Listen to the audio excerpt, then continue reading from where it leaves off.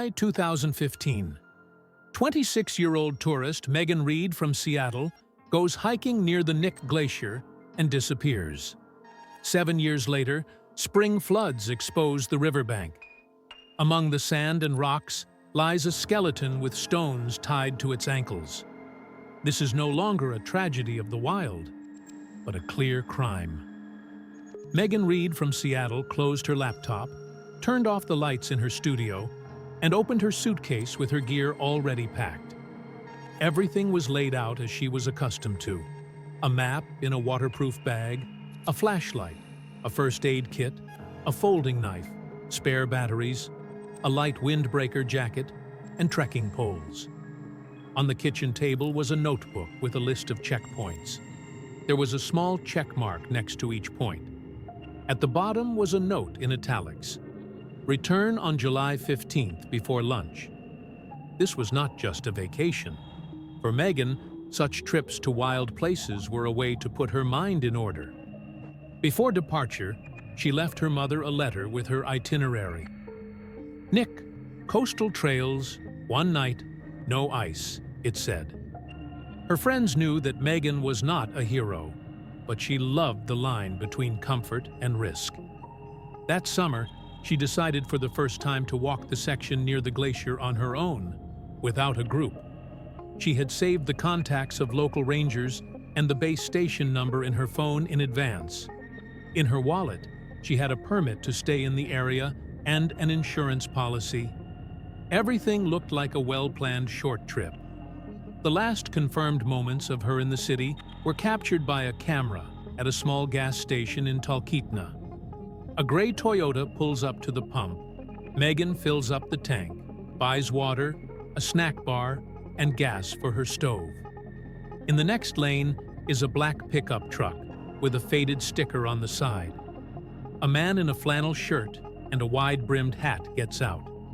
They talk for a few seconds at the entrance to the store. The cashier will later say that the conversation did not seem tense. The video shows no gestures that would indicate a conflict. Megan gets behind the wheel and drives off toward the park. The pickup truck stays put for a few minutes, then drives off in the other direction. The driveway to the parking lot near the trail was dusty, with tracks from SUVs. Megan's car remained at the edge, where the shadows of the fir trees fell directly on the windshield. She filled out a small card with her permit number, smoothed the strap on her backpack, tightened the straps of the child safety whistle she had long carried as a talisman, and disappeared into the green silence. There were no witnesses to this moment, only the traces of trekking poles on the damp ground and trampled leaves at the first turn of the path. The weather that day changed quickly. The fog dissolved in the sun, then gathered again in low places, where the cold from the glacier seemed to hang in the air as a separate weight. The water in the river was dirty gray, with a heavy roar. Mosquitoes stayed closer to the bushes. Birds broke the silence with short cries. At such a time, the sound of footsteps was lost after 20 meters. The landscape did not suggest anything that could threaten a prepared person if they were careful. The last communication was recorded at 10:32 a.m. A short message from his mother. "I'm heading out on the route, turning off my phone. We'll be back by lunch on the 15th. The tone was familiar, unhurried. Then, silence. This was not surprising. The area was notorious for its potholes. Megan's notebook, which would later be found in the tent, contained a schedule for the day and marked a place to camp a few hundred meters from the river, in a wooded hollow. She had actually chosen a good place to camp. The tent was pitched evenly, the awning was stretched tight, and the pegs were driven deep into the ground. Inside, there was a sleeping bag laid out, with the headrest twisted into a thin pillow. 2 bottles of water, one almost full, the other open. A light jacket was thrown over the backpack. In the pocket was a copy of the permit and some small change. A stove, a lighter, a microfilter for water. Everything was in place. The dry pack is not too disturbed. Only one portion of nuts is open. On the mat at the entrance, neatly parallel, stand a pair of hiking boots. They are dry, with no traces of dirt from the last few hours. Next to them are socks, turned inside out. The rangers will see this picture later, but the chronology begins with an ordinary trifle. In the evening of the same day, one of the campers passing by will notice an uninhabited tent in the right place and a car that has not yet moved from the parking lot. This is not an alarm signal, but it is not a trifle either. At dawn the next day, a patrol moving along the river will come across the campsite. They will look into the tent, call out a name, stand in silence for a few minutes, listening to the water and the forest. They will leave a standard message on a piece of paper, asking him to contact the station, attaching it to the tent with a paper clip. As they leave, they will look back once more. In places like this, even order can sometimes look suspicious. So far, there are no signs of struggle or panic. No broken branches or trampled patches of ground that would indicate haste. The map lies on top of the bedding. The open segment of the marker is dry, and the red lines drawn on it lead to the very points Megan wrote about to her mother. Next to the map is a small note to herself. Check the shore for a safe descent. Near the nearby rhododendron thickets, a thin path is visible, recently trodden by people or animals. It goes downhill toward the lapping water. On a rock near the water, there is a footprint without full tread, as if the person was wearing light sneakers or was barefoot. The imprint is blurred, the water already washing over it. It is impossible to determine exactly when Megan left the tent. The battery in the phone found under the sleeping bag is dead. The last system data records the activation of power-saving mode around noon. The satellite tracker that her friends were hoping for lies nearby, turned off. There are more questions than answers as to why. Some would say, to save battery. Others would say, because she didn't plan to go far. It's too early to judge. The fact is simple. There is no communication, no voice, no trace sufficient for navigation.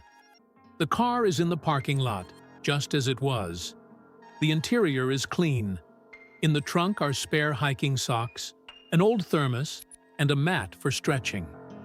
The glove compartment contains the usual set of maps and useless receipts found in such cars. There are no keys in the ignition, of course. The keys will later be found in the inside pocket of a backpack. Everything is too tidy, as if time stopped a minute before the usual evening tea.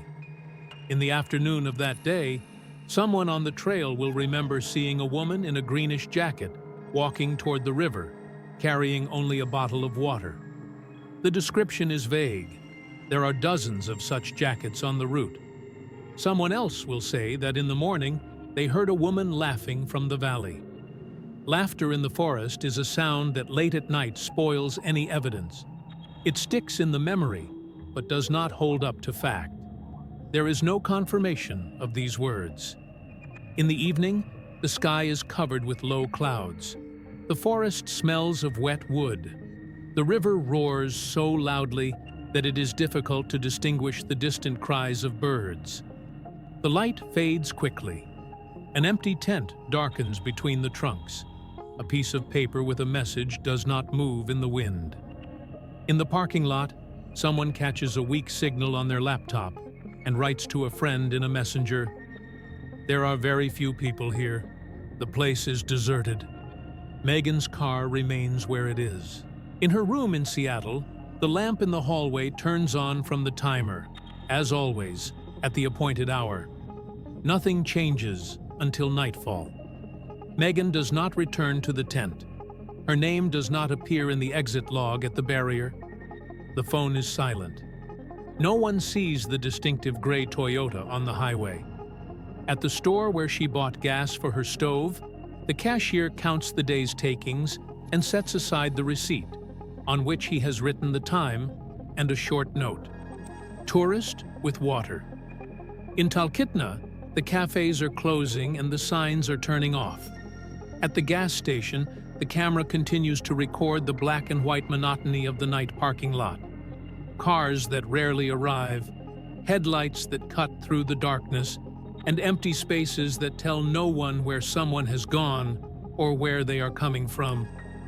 The next morning, the same patrol enters the forest again. The message on the tent remains unbroken. They walk slowly from the parking lot to the water, visually checking every meter. Nothing new. Everything is still neat and quiet. In the notebook next to the map is the date, written in words, and the same intention to return on time. Now, this phrase reads differently. At this point, the chronology of the disappearance ends. Then something else begins. Something that always begins when order suddenly becomes suspicious, and the silence lasts longer than it should. In the forest, silence always lasts longer than it should. But this time, it is recorded in the protocol. The person did not return to the parking lot. Belongings left unattended. This sentence will become the first official line in a case that will quickly grow beyond a routine evening check. For now, it is just a statement of fact. A person left the tent and did not return. Everything else will come later. This is where the day ends, in which Megan Reed ceased to be just a tourist on a short trip. This is where the silence begins, measured not in hours, but in years. The empty tent found by the patrol near the river became the starting point for the official operation.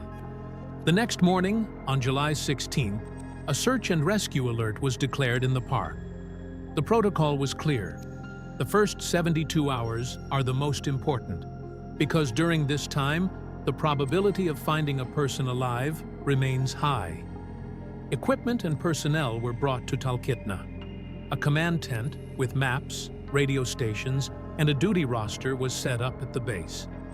A helicopter with a thermal imager was sent into the air.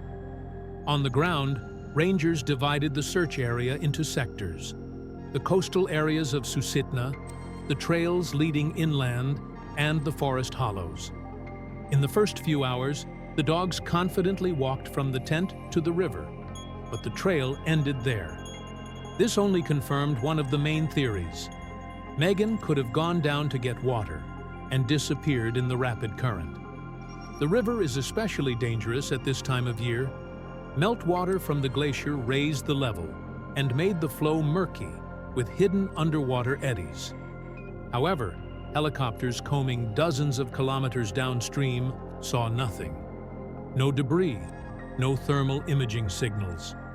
Divers checked the nearest whirlpools and deep pools where bodies usually get stuck. Everything was empty. In the command tent, officers made notes in their journals.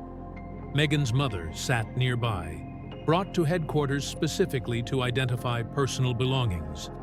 She touched her jacket, held a notebook in her hands, and quietly repeated that her daughter would never have gone far without her backpack. For her, this state of affairs was proof that something sudden had happened. On the same day, volunteers from Talkeetna joined the search.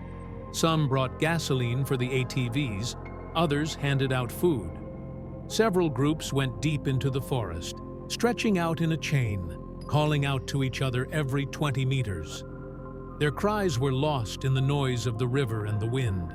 They met the evening exhausted and without results. The media quickly picked up the story. Cameramen from local TV stations appeared on the scene, and journalists photographed the search area ribbons on the trees. The park's official spokesperson repeated the same phrase: "We are considering all possible scenarios." By the evening of the second day, investigators began to divide the versions. The first was drowning. The second was a wild animal attack. But no traces of a bear were found around the camp, and the food remained untouched. The third was foul play. It sounded cautious, but it was the one the officers discussed among themselves. Because all the belongings, including documents and money, were still there, only the person himself was missing. On the third day, the Federal Service joined the search. Additional helicopters and special cameras appeared, which could scan the shores in the infrared range. Temporary night lighting points were installed in the forest. However, this wave of checks also yielded nothing. Disappointment grew. One of the senior rangers later admitted, "We were hoping for at least a scrap of fabric or a trace on the ground, but it was as if someone had wiped everything clean." Each new day reduced the likelihood of finding traces. But officially, the search continued, and the map at headquarters was increasingly covered with red sectors, areas where every meter had already been checked. By the end of the first week, the disappearance had become not just a local event, but national news. For some, it was another example of the dangers of wild Alaska. For others, it was proof that deep in the forest, the human factor is no less dangerous than nature.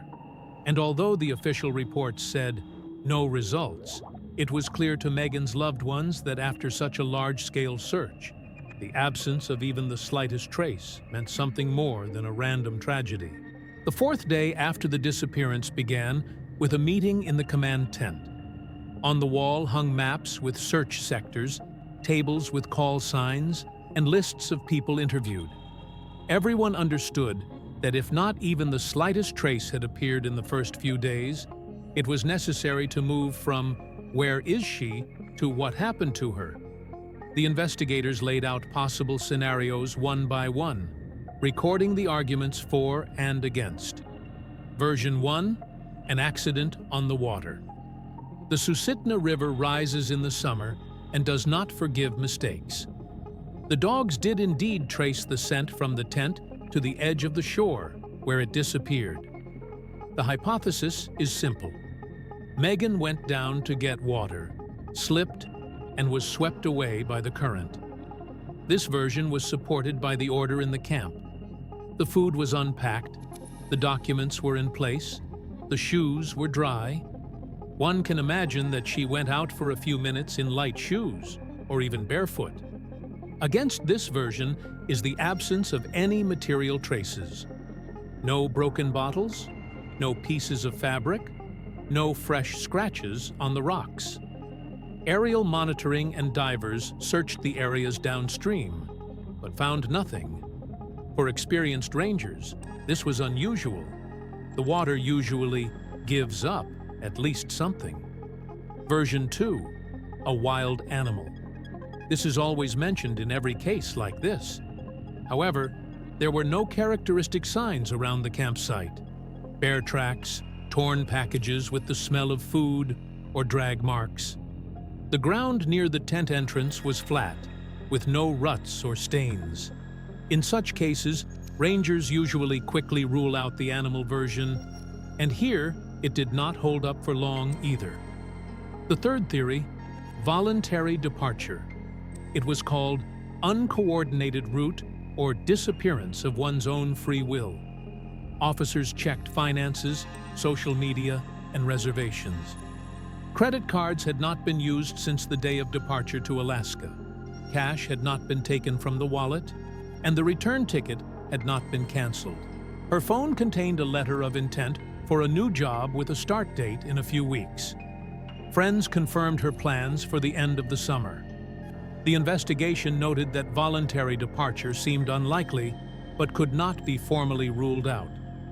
Version 4: criminal interference. It was not presented at briefings, but in working notes it stood alongside the water hypothesis. The arguments are simple. Everything that is usually taken even on a short walk, including a knife and a flashlight, remained in the tent. Only the person disappeared. Next, there is a video from a gas station in Talkeetna. It shows a short conversation between Megan and a man in a black pickup truck. The quality of the footage is insufficient to read the license plate numbers, and the faces are blurred. The cashier described the scene as neutral. The police ran a search of local cars by color and model, but there were too many matches. Even if this driver was not involved, the fact of contact with an unknown person a few hours before the disappearance remained a working thread. The context of the area was considered separately. The glacier region has a life of its own. Seasonal workers, illegal guides in closed areas, hermits who have lived in forest huts for years. The rangers are well aware of poaching spots with bait, abandoned industrial drums deep in the forest, and the fact that any off-road vehicle can disappear on dozens of dirt roads branching off from the main road. None of this was direct evidence, but it expanded the circle of potential contacts and places for thorough checks. At the same time, forensic experts began working on the digital timeline. The last confirmed phone signal was on the morning of the first day, after which the phone was probably turned off or the battery died. There were no outgoing calls or messages after the "leaving for the route" entry. Geolocation data from the parking lot confirmed Megan's arrival at the trail. No signs of tampering were found in the car. The locks were intact, and the interior was clean. Everything looked as if the owner had simply gone for a short walk and was due back in an hour. The contacts of former partners and relatives were checked routinely and quickly. The alibis matched, and no flights or payments were found that would suggest surveillance or escort. In her email, there was a camping permit reservation, a receipt from an equipment store in Seattle, and correspondence with a colleague about deadlines in September. The picture of normal life irritated the investigators. It was too normal for such an anomaly. Testimony from random witnesses also poured in. Someone saw a girl in a green jacket at the observation deck after the date of her disappearance. It turned out to be a tourist from another state. Someone heard a woman's scream in the evening near the strait. The sound was carried away by the wind, and the coordinates did not match her parking spot. A call from a roadside cafe about a lonely hitchhiker resembling the photo was also unconfirmed. Such stories drain resources. Each one requires a car, time, and people. And in the end, there is nothing. On the sixth day, the group captain summed up in a working note. The current data is divided between a water accident scenario and a criminal factor. There are no signs of wild animals. Voluntary departure contradicts the financial and domestic background. After that, the command headquarters adjusted its priorities.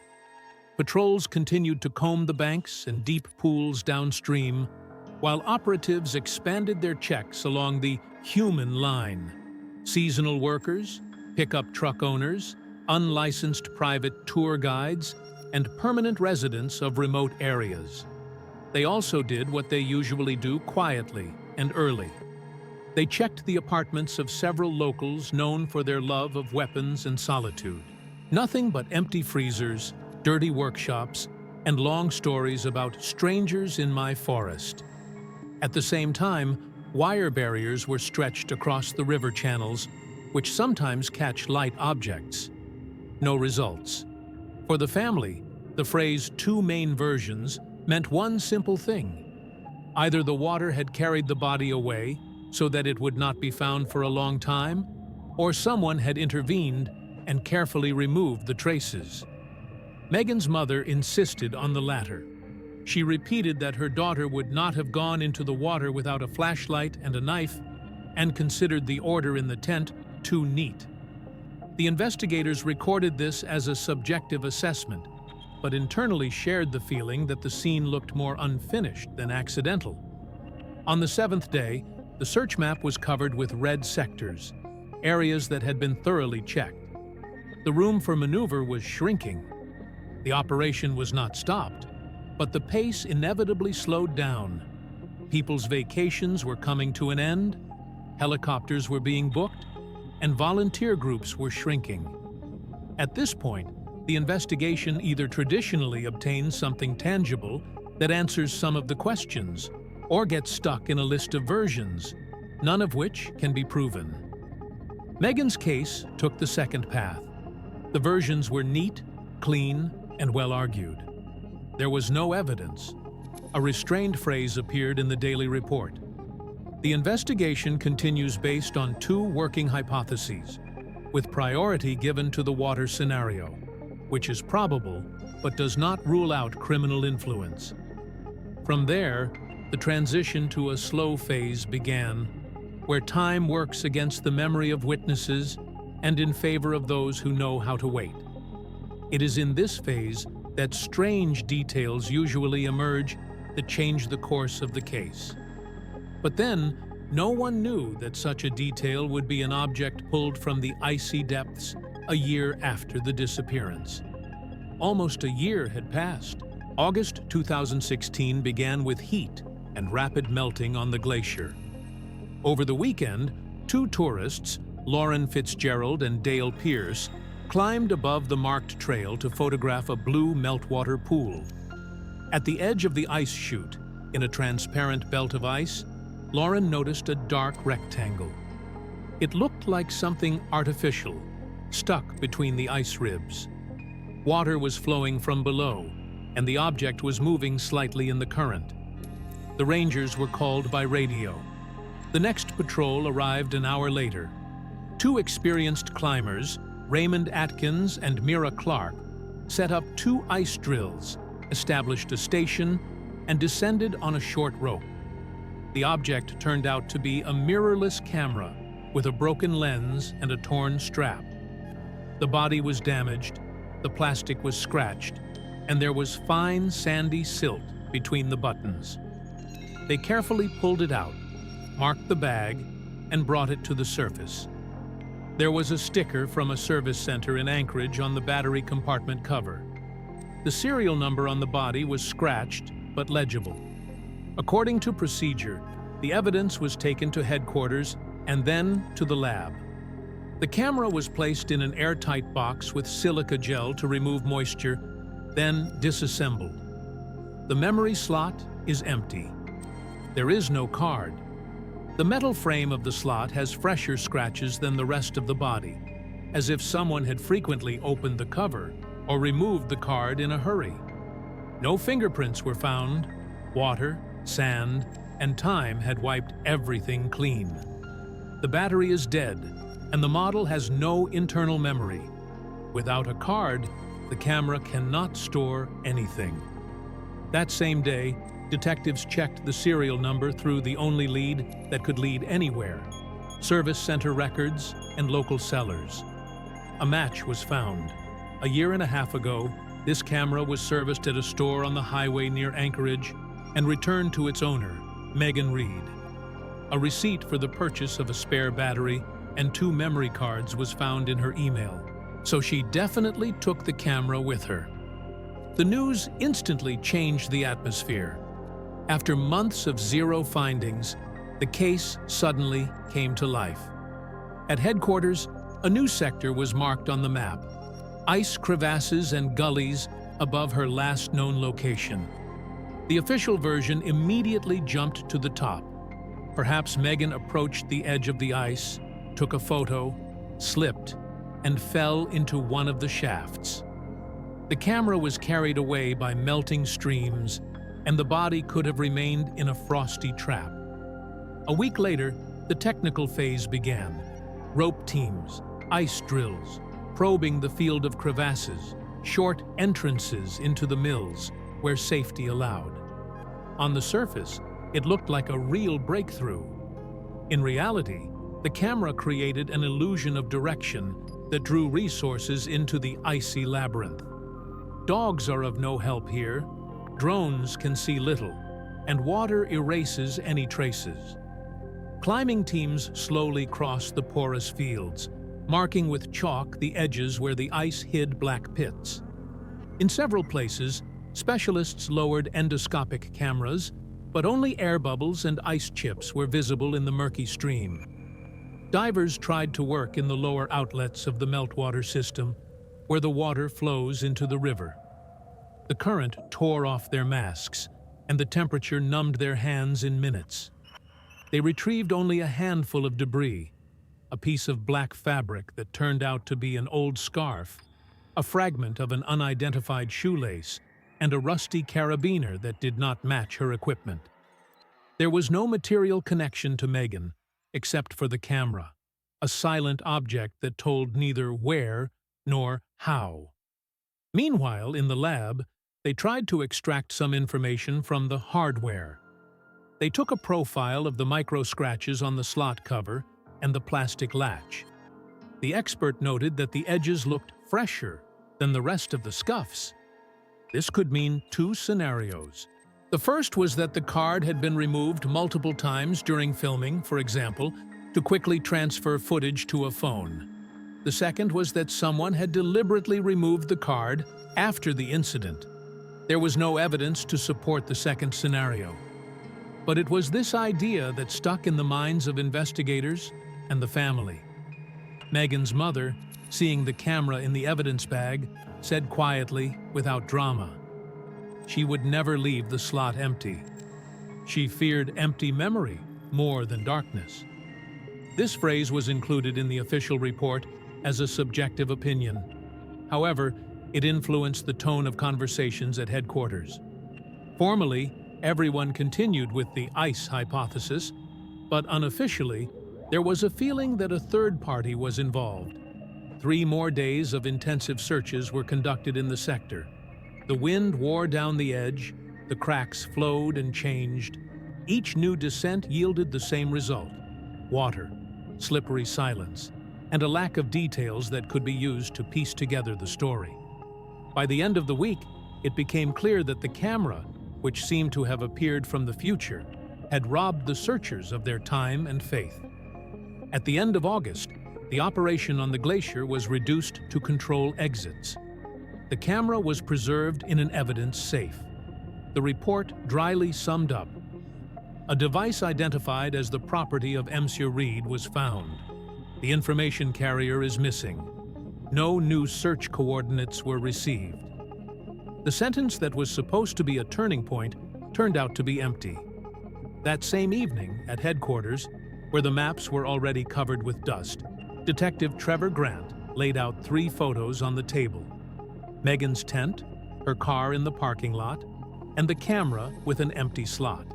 "I don't care what the report says," he said quietly, "but someone took this little thing out of the ice pocket and took the very thing that could explain something." His colleagues did not argue. They just looked at the map. Without the memory card, the camera was useless. And yet this strange find did 2 things. First, it exhausted the natural scenario. After a week of fruitless entries, the version of a fall into a crevasse lost its credibility. Second, it imperceptibly shifted the investigation into a different orbit, one where people stand next to the ice. This was not yet mentioned in the reports, but in their conversations with each other, investigators increasingly talked not about the terrain, but about the routes of people who knew these ice fields better than tourists. The camera was found by chance. An empty memory slot made the chance a hint. And it was this hint, weak and unproven, that would soon force the police to return to the video from the gas station and to the people who work outside the system in the glacier zone. However, at that moment, everyone still lived under the illusion that the answer lay under the ice. That is why this clue was misleading.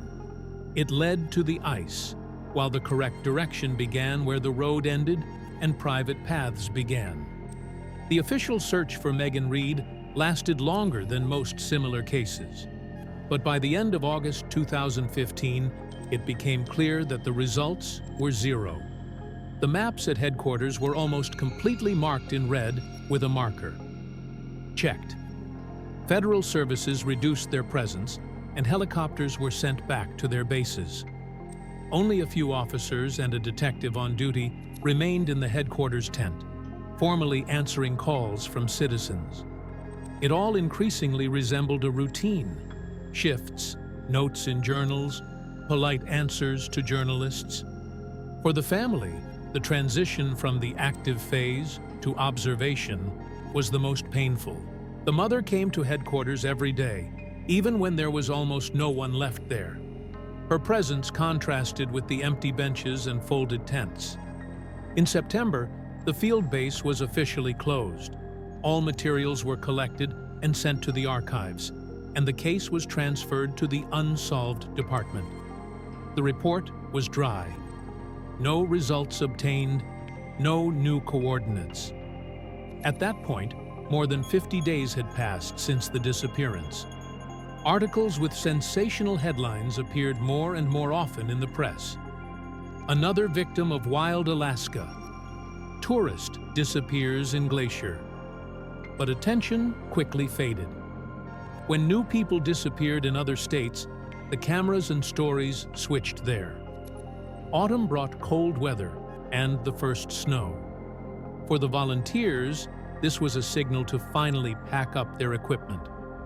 Only silence remained in the mountains, along with trees marked with red paint, the only trace of the presence of hundreds of people. Megan's family tried to keep the story in the public eye. Friends created a page on social media and organized a fundraiser for a private search. Several former climbers did indeed return to the glacier area, but their reports were as brief and inconclusive as the official ones. The search faded away, not in a single day, but gradually. First, there were fewer people at headquarters. Then, reports became less frequent. Finally, there was complete silence. For her mother, it was a second loss. First her daughter, and then even those who were still looking for her. In official documents, the Reed case was listed alongside dozens of other unsolved disappearances in Alaska. But for those who saw the empty tent and heard about the camera found without a memory card, there remained a feeling that they had missed something important. Thus began a phase officially called awaiting new data and unofficially called a cold pause. And in this pause, Megan went from being a missing tourist to just another shadow in the statistics of the wild north. The official search ended in the fall, but for the family, nothing changed. A printed route, long since unnecessary, remained pinned with a magnet on the kitchen board in Megan's mother's apartment. One date was added in ballpoint pen at the top. Every year, July 15th. It became a ritual. Every year she flew to Alaska, took the same road from Anchorage to Talkeetna, stopped at the same gas station, looked at the cameras that no longer explained anything, and stood for a long time at the barrier, where no new lines appeared in the logbook with her daughter's name.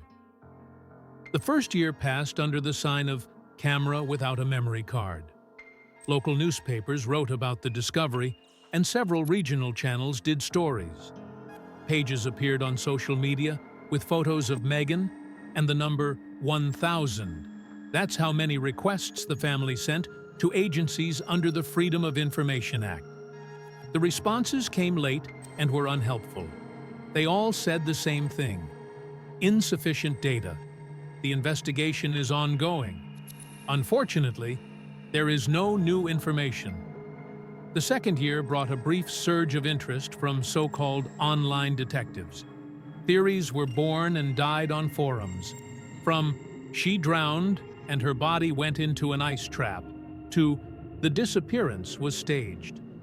Some measured the shadows in the gas station footage and argued whether the black pickup truck was a Ford or a Chevrolet. Others downloaded maps of meltwater flows from satellite images and drew green arrows pointing to where it could have been carried. The investigators were neither amused nor annoyed by this. It was simply a distraction. Each theory demanded an answer, and each answer led to the same conclusion: there was no evidence. The third year was marked by private initiatives. The family hired an independent team of former rescuers.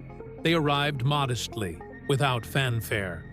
They behaved as if something could still be found, if they were more precise.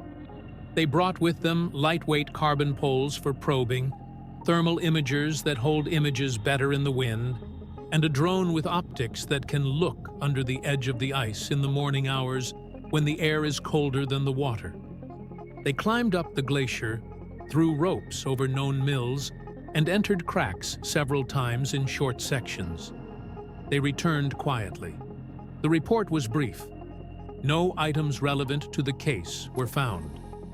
At the same time, Detective Trevor Grant from the Cold Department reviewed the video from Talkeetna, which had already been watched dozens of times.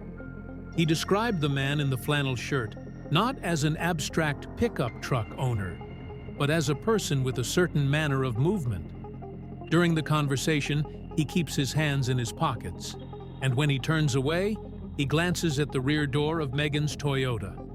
This was not proven by anything and did not formally lead to anything. But 3 words appeared in Grant's notebook: unrelated interest in luggage. In the case file, this did not convince anyone. The 4th year flowed into the 5th. In the forest, the ribbons that once marked the sectors were destroyed, swallowed up by moss and bark. The road to the parking lot was overgrown with grass, and only the deeper ruts reminded us that pickup trucks with rescuers and volunteers had come here time and time again. 2 young fir trees had grown near the spot where Megan's tent had stood. Nature was doing what it does best, taking back the excess traces of human activity. Meanwhile, the family lived on a renewed cycle.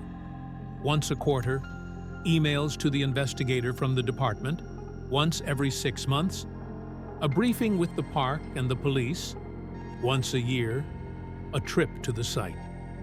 Another map appeared on the kitchen wall next to the first one, a printout with diagrams of knots. The caption beneath it would have been comical if not for the context: marine knots, basic types. Her mother stubbornly studied the forensic experts' conclusions about the bones that had not yet been found. If the stones were tied, the knot could not have been random. She learned to distinguish between a con wrist and a boulinia, an 8 and a half stick, as if it could turn back time to the day when an empty slot in the cell still meant only a mystery, not a verdict. The 6th year was marked by bureaucracy. The department got a new boss, and the cold cases were redistributed among the detectives. Grant got Megan's file again, and this time achieved a small victory: access to a small grant for gentle digital reconstruction of the video from the gas station. The lab cleaned up the image just enough to confirm what was already known. The pickup's license plates were unidentifiable, and the faces were blurred. Nothing new emerged.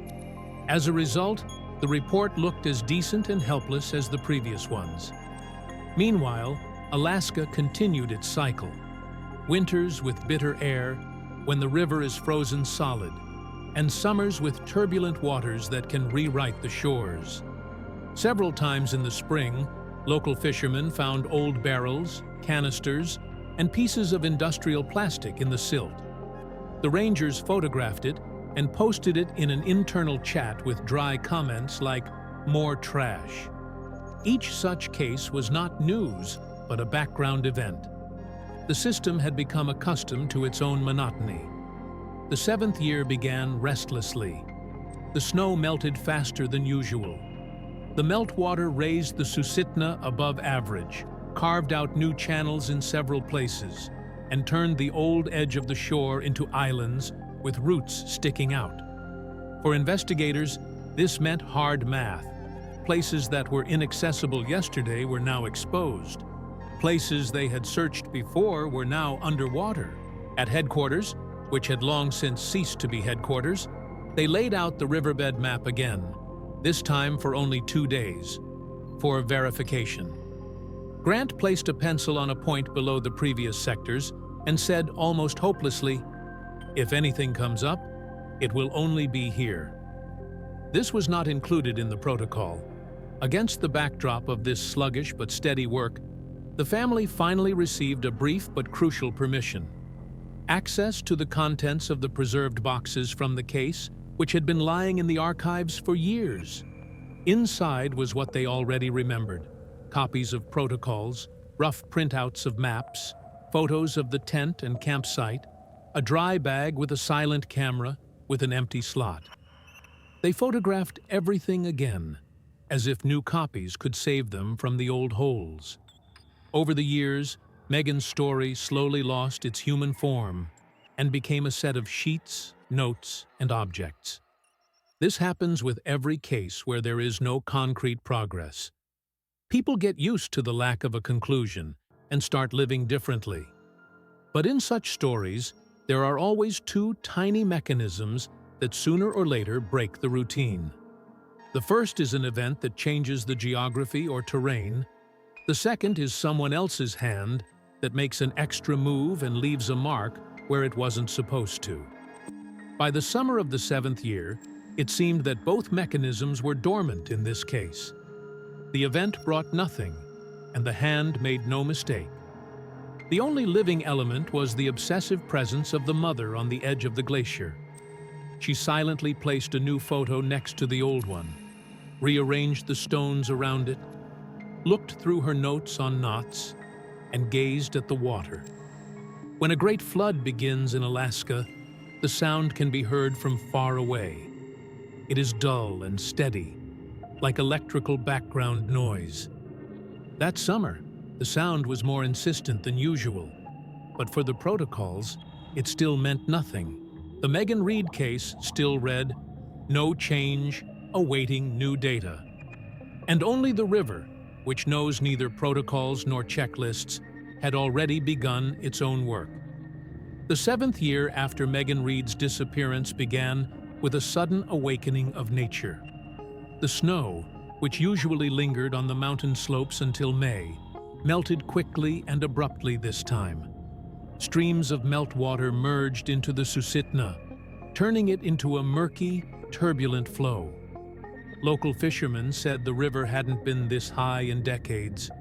For most, it was just another whim of Alaska. For investigators, it was a new chance. In mid-April, the water began to expose sections of the banks that had been inaccessible for years. Tree roots, torn from the ground, lay across the new channels. Debris from old bridges, barrels, and metal fragments from industrial facilities were washed out into the open. Amidst this chaos, a detail appeared that made the rangers sit up and take notice.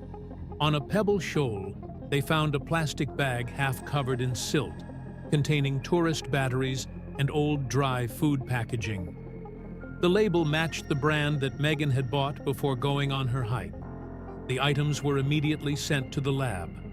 There was no direct confirmation that they belonged to Megan, but the probability of a coincidence seemed too low. In addition, the bag was lying in a place where water could only have brought it from the mountain spurs upstream, precisely from the area where her camp had once been located. A week later, investigators made a discovery of their own. A team checking the muddy streams at the foot of the glacier found fragments of a camera. The body was damaged by water and ice.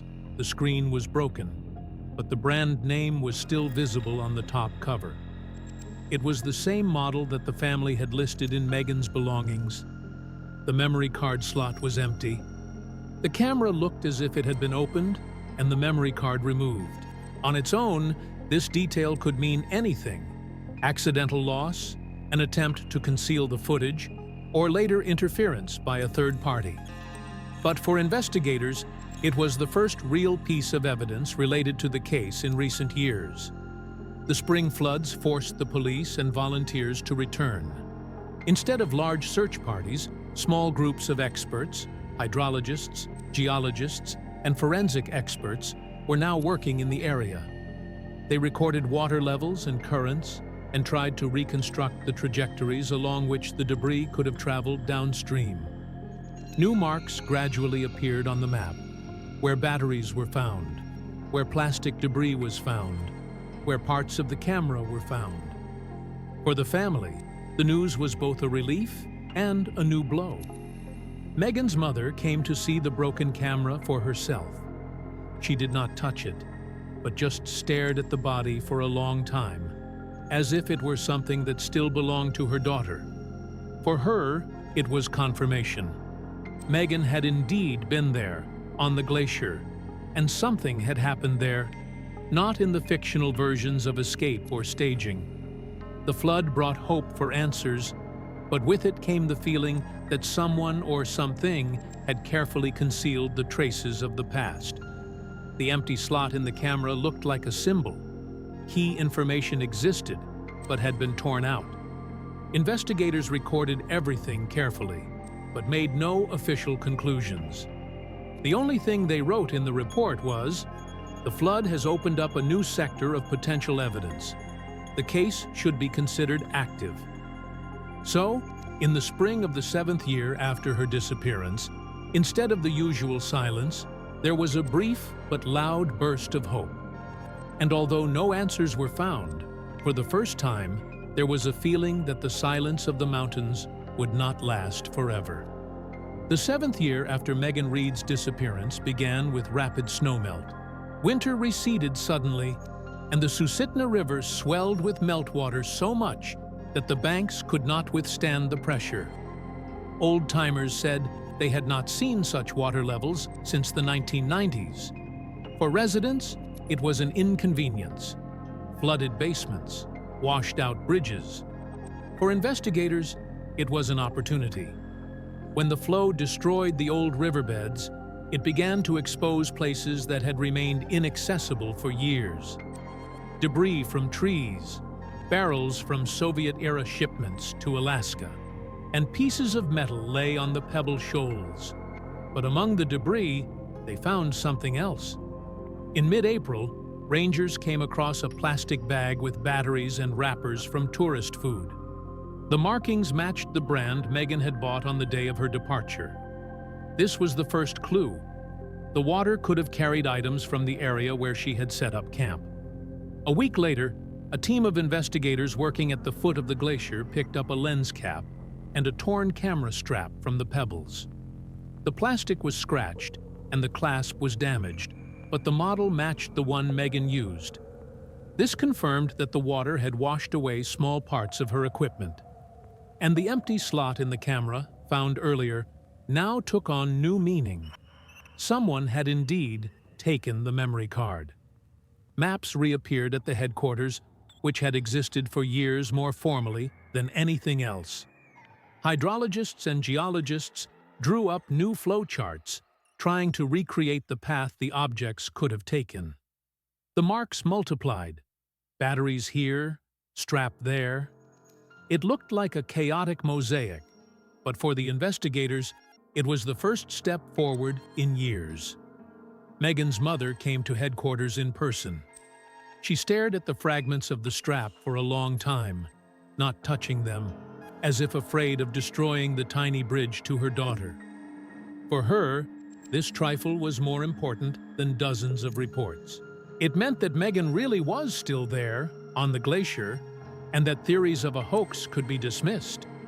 The flood forced even those who had previously given up hope to return. Small groups reappeared in the mountains, not mass search parties, but specialists with equipment. They probed the ground, launched drones, and analyzed stream beds. To the locals, it all looked like a strange revival of an old case that had long since become a legend. It was too early to draw official conclusions. The reports stated dryly, "The flood has opened up new areas. Work continues." But there was a noticeable change among the investigators. The silence of the mountains no longer seemed unbreakable. The spring of the 7th year brought only fragments and trifles, but they showed that water could wash away traces of the past that had been hidden under the ice for years. And although there were still no answers, for the first time, there was a feeling that the end of the silence was approaching. April of the 7th year after Megan Reed's disappearance was harsh. The flood had already passed, but night frosts were returning ice to the shallows. Below the glacier, the Susitna River scattered into dozens of branches. It was there, on a quiet tributary, that two fishermen saw something in the thick, transparent ice that they initially mistook for a snag. When the sun came out from behind the clouds, the contours became clear. The silhouette of a human body, slightly twisted, as if stuck in the channel, and frozen over again on top. The fishermen did not try to touch the ice. One of them, called the Park Dispatch Center, gave the coordinates from his navigator and waited.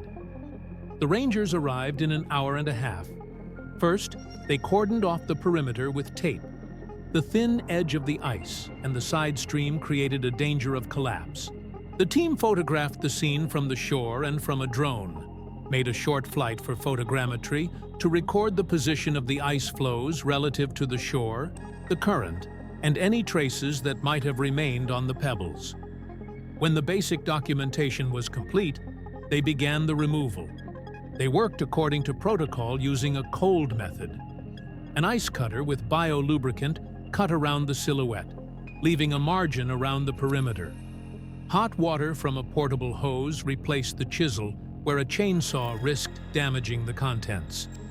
They placed slings under the block, secured it to a sled, and slowly pulled it ashore without breaking it. Tiny ice floes remained in the thickness, like air bubbles. Inside, at an angle, you could see crumpled outer clothing and the light bone arch of a shoulder. The block was taken to a mobile cold storage room that had been brought in from the district center. Defrosting began in a controlled manner, at a temperature slightly below zero. This lasted for hours. When the top layer began to come off, the forensic expert in protective clothing recorded each new fragment step by step. First, the sleeve of a jacket appeared, then the remains of backpack straps pressed against the torso. Then came the delicate curve of the ribs, and, finally, something that immediately changed the classification of the case. At the bottom, on the ankles, lay two smooth river stones, each weighing about 10 kilograms, tied with a synthetic rope. The loops wrapped tightly around the ankles, the ends tied in knots with characteristic safety tails. The phrase, "This is murder," was not spoken aloud at that moment. It became clear without words. The report was worded more cautiously. Signs of violent death. The rope was not cut. It was untied with tweezers, photographing each phase. A thin blue streak was visible on the outer braid, a production marker for the batch. The knots were photographed in close-up and covered with plastic sleeves to preserve their shape. The stones were marked with individual inventory numbers, measured, washed in distilled water, and packed one by one into bags. At the same time, a second group was working on the shore. They went upstream, looking for a place where a chunk could have broken off from the shore ice. On the pebbles, they found fresh sand slides, scratches on the roots, and small fragments of ice with bubbles, indicating a recent breakaway. They marked the sequence of marks with paint and drew up a diagram. No traces of human shoes were found nearby. The area had not been trampled on in recent days, and the water had washed away the old ones. When the thawing reached the fabric, the remains of pants and fragments of thermal underwear appeared. The pockets were empty. No documents, keys, or small items. A plastic fastener with the manufacturer's mark, which had previously appeared on the list of equipment purchased by Megan, remained on the belt. The boots showed signs of old rot and mechanical damage, but the overall model matched the family's description. There were few details left that were important for identification. Bone features, size, dental fillings, if we were lucky. Special attention was paid to the rope. It looked like polypropylene with a multi-strand core. These are often used in boating and commercial fishing nets. They are lightweight and do not sink immediately. The knot on the right ankle formed a fixed loop with an additional half knot, and on the left, a mirror image pulled evenly to the bone. The forensic expert noted the symmetry of the execution, tied confidently, without fuss. Formally, this did not mean a mariner's knot, but the hint was obvious, and it was recorded as a peculiarity of the method of fixation. When the body was freed from the ice enough to be transported, it was placed in a rigid stretcher, marked, and sent to the district morgue, keeping it at a low temperature. The stones, rope, and fragments of clothing were placed in separate containers, with a continuous chain of custody. A cone of ice chips and pebbles and a few paint marks on the route remained at the scene, the only indication that something more than the spring return of the river to the shore had happened here. The news spread quickly at headquarters, but the public release was restrained. Human remains have been found, possibly related to the M. Reed case. Expert investigations are underway. The family was notified personally, without details about the stones and rope. At such stages, words carry more weight than usual. Sometimes it is better not to say what is already clear to everyone. After removing the main chunk of ice, they began an additional inspection of the shore. Dog handlers walked along the strip from the break in the ice to the place where the chunk had been, but their sense of smell yielded nothing new. Water kills smells mercilessly. Hydrologists marked how the level had changed in recent weeks and explained how a piece of ice could have broken off higher up, got stuck in shallow water, and then frozen over with a thin crust at night. The scenario of block ice frozen from the previous season, which was released and then briefly caught again by the flood, seemed the most likely. Towards evening, the forensic expert made a brief preliminary examination in the morgue. The damage to the bones looked uneven. Some of it could easily be attributed to the pressure of the ice and the movement of stones in the water. But there was a straight, narrow scratch on one of the shin bones. It was too early to say whether it was from a metal rib or a tool. Clean samples, a microscope, and comparisons were needed to draw conclusions. Another item was added to the report: presence of foreign binding material. Legally, this was enough to reclassify the case from missing person to suspected murder. In practice, this meant bringing back the entire team, from forensic scientists to operatives.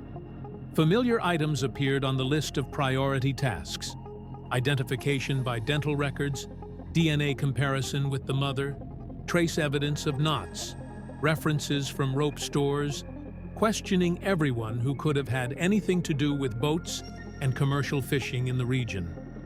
That night, a box of old evidence was retrieved from the archives: Megan's empty camera. A newly arrived rope was placed next to it. Visually, these were different stories, but now they were connected by a straight line. Someone had once pulled out the memory card, and someone else, possibly the same person, had tied knots on her ankles and placed stones on her. It wasn't proof, it was an assumption. But from now on, it set the pace. In the village downstream, the news spread faster than the official release allowed. At the gas station, people were again talking about the black pickup truck and the man who knows ice better than anyone else. The headquarters understood the risk of rumors, but they also knew that sometimes it was rumors that made people talk. So the next day, they prepared an appeal to the public.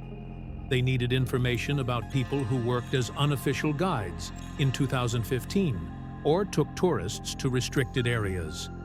Formally, it was a routine appeal. Informally, it was a signal.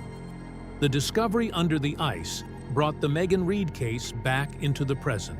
After 7 years of reports and silence, an object had appeared that no longer allowed the event to be called a tragic accident. Next, the laboratory had to speak. Bones, tissues, knots, microparticles on the rope, microtraces on the stones. The answer, as always, was in the details. But this time, the details were finally in hand. After the discovery under the ice, the wording in the Megan Reed case was officially changed. Now it was no longer a missing person case, but a suspected violent death case. This decision immediately revived the archives. A working group was reassembled: forensic scientists, operatives, and hydrology experts. Old reports from the summer of 2015, which had been gathering dust for years, were brought to the table. First of all, a map of events. All receipts, routes, and phone records were once again laid out in chronological order. Everything looked ordinary. The flight, refueling in Talkeetna, buying gas for the burner. No deviations, but the discovery under the ice and the knots on the ankles required looking not at the surface, but at what they might have missed in the first weeks. Forensic experts examined the rope. Polypropylene with a characteristic blue streak, typical for coastal fishing farms. The knots were symmetrical, tied confidently, as if the person had done this dozens of times. The expert's conclusion included a dry note, signs of deliberate fixation, characteristic of shipping or commercial fishing practices. In a parallel block, operatives were going through archived logs, and that's where they found a detail that had been set aside 7 years ago. A brief mention in a field report of a black pickup truck parked near the barrier on the same day that Megan's car was found in the parking lot. At the time, this line was not pursued. Without license plate numbers or witnesses, it was recorded as insignificant. Now it was marked as a priority. Meanwhile, the lab was working with the remains of the camera and fragments of the strap. They looked at the photos of the empty memory slot over and over again. Logic suggested that the card had not been removed by accident, but where it was now and whether it even existed remained an open question. Megan's mother was summoned to Anchorage. She was shown the items, the torn strap, the photos of the knots. She looked at the photos for a long time, her hands folded on her lap. No words were spoken. She just cried. For the investigators, this gesture meant more than any words could. A restrained press release was issued. The remains show signs of violent death. The investigation is ongoing. But even that was enough for the story to reappear in the news. The hotline phones started ringing. Most of the reports turned out to be random rumors, but among them were mentions of illegal guides who took tourists to the glacier during that period. It was these people who were now being investigated particularly thoroughly. Hydrologists mapped the currents. The batteries, the piece of strap, and the body could have been parts of the same route that the water had been carrying downstream for years. Forensic scientists systematized everything they found: knots, rope, stones. Operatives looked for connections with local residents who had access to such equipment. The case was officially reopened. A new title appeared in the documents: The Murder of Megan Reed. After 7 years of archival silence, it became active again. And now the main question was clear: who was behind it? And why did they try so hard to cover their tracks? The discovery under the ice forced investigators to return to details that had previously been considered secondary. In a thick archive folder lay an old report marked "Video from the Gas Station, Talkeetna." Back in 2015, the footage was blurry. A blurred face, a silhouette in a flannel shirt, and a dark pickup truck in the parking lot. The report contained a dry conclusion. Identification is impossible. Too many matches in the database. 7 years later, the situation has changed. The digital forensics lab was able to clean up the archive files. Algorithms restored part of the license plate, as well as a special detail: a sticker on the side of the pickup truck. This was enough to narrow the search down to one name: Garrett Blake, a former survival instructor who had been working as an illegal guide in Alaska for several years. Checking his biography gave investigators a feeling of cold coincidence. Blake had indeed worked in the glacier area in the summer of 2015. His old pickup truck matched the description, and the knots found on the rope resembled the knots he used when working in a boat workshop. Everything pointed to him, but further investigation led to a dead end. According to Canadian police, Blake crossed the border in 2017 and soon committed suicide there. In the hut where he was found, There were only a few personal belongings and an empty notebook. No explanation. The case was closed as a suicide. An official report was prepared in Anchorage. The wording was dry. A person who may have been involved in the death of Megan Reed has been identified. That person is now dead. No further action is possible. That was enough for the press. The headlines sounded confident. The culprit has been found. The family heard it differently.